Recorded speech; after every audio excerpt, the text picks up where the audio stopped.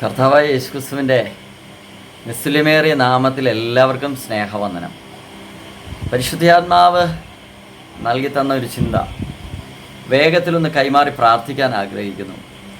യഹോവയിൽ ആശ്രയിക്കുന്നവർ കുലുങ്ങാതെ എന്നേക്കും നിലനിൽക്കുന്ന സിയോൻ പർവ്വതം പോലെയാകുന്നു. കർത്താവ് നിന്നെ വിളിച്ചത് കുലുങ്ങിപ്പോകാനല്ല. കർത്താവ് നമുക്ക് നിയോഗം നൽകിയത് ഉലഞ്ഞു പോകാനല്ല. പല സന്ദർഭങ്ങളിലും ആടി ഉലയുന്നത് പോലെ, തകർന്നു പോകുന്നത് പോലെ നമുക്ക് തോന്നാറുണ്ട്. കാരണം നമ്മൾ ഇറങ്ങിയപ്പോൾ ആശ്രയം വെച്ച അനുഭവത്തിൽ നിന്ന് പിന്മാറിപ്പോയി. ഞാൻ പറയുന്നത് മനസ്സിലാകുന്നുണ്ടല്ലോ. യേശു കർത്താവ് ശിഷ്യന്മാരുടെ അടുക്കൽ കടലിൻ്റെ മീതെ നടന്നു വരുമ്പോൾ പത്രോസ്, നീയാണെങ്കിൽ എനിക്കും അങ്ങയുടെ അടുക്കലേക്ക് വരണം. അങ്ങനെ പത്രോസ് ആദ്യത്തെ കാൽവയ്പ് വെള്ളത്തിലാണെങ്കിലും ആശ്രയം കർത്താവിലായിരുന്നു. എന്നാൽ അടുത്ത നിമിഷത്തിൽ ഓളങ്ങൾ കണ്ട്, തിരമാലകൾ കണ്ട് ഭയന്നുപോയി. അവൻ്റെ കാലടികൾ താഴാൻ തുടങ്ങി. പരിശുദ്ധാത്മാവിൽ ഞാൻ കൈമാറുന്നു, നിന്റെ മുഖം എൻ്റെ ദൈവത്തിൻ്റെ മുഖത്തേക്കാണെങ്കിൽ, നിന്റെ കണ്ണുകൾ എൻ്റെ ദൈവത്തിൻ്റെ കണ്ണുകളിലേക്കാണെങ്കിൽ, നീ നിൽക്കുന്ന സ്ഥലം പോലും അത് വെള്ളമാണെങ്കിലും അത് തീയാണെങ്കിലും, അതിന് നീ ഏത് മരുഭൂമിയിലാണെങ്കിലും ആ അന്തരീക്ഷമല്ല നിന്റെ ത്വക്ക് വെന്തുപോകാൻ അവൻ അനുവദിക്കത്തില്ല. നീ വെള്ളത്തിൽ മുങ്ങിപ്പോകാൻ അവൻ അനുവദിക്കത്തില്ല. മരുഭൂമിയിൽ പട്ടുപോകാൻ അനുവദിക്കത്തില്ല.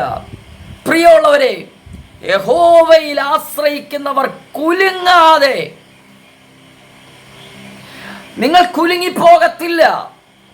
ആത്മാവിൽ ഞാൻ കൈമാറുന്നു, നിങ്ങൾ കുലുങ്ങിപ്പോകത്തില്ല.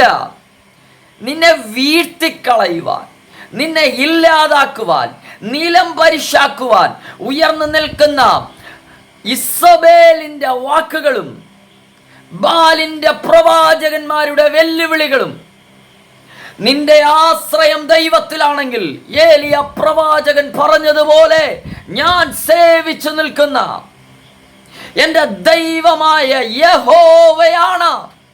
എത്ര പേർക്ക് പറയാൻ കഴിയും? നീ യഹോവയിൽ ആശ്രയിക്കുന്നെങ്കിൽ കുലുങ്ങിപ്പോകത്തില്ല. മനുഷ്യരിൽ ആശ്രയിക്കുന്നതിനേക്കാൾ യഹോവയിൽ ആശ്രയിക്കുന്നത് നല്ലത്.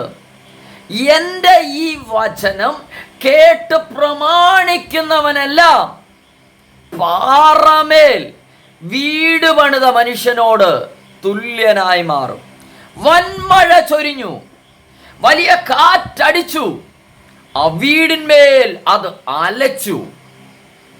പക്ഷെ അടിസ്ഥാനം പാറമേലായതുകൊണ്ട് അത് വീണില്ല.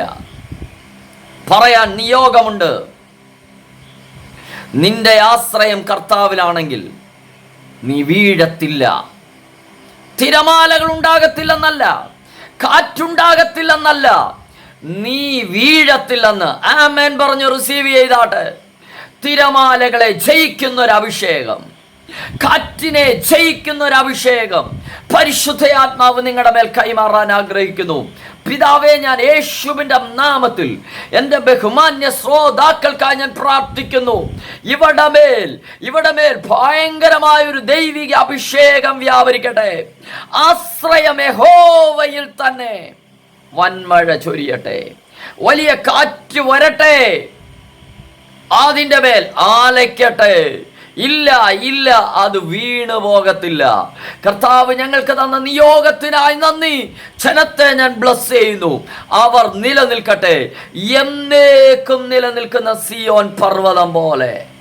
കർത്താവ് ഈ ജനത്തെ നിർത്തും, യേശു ക്രിസ്തുവിൻ നാമത്തിൽ തന്നെ. ആമേൻ. God bless U.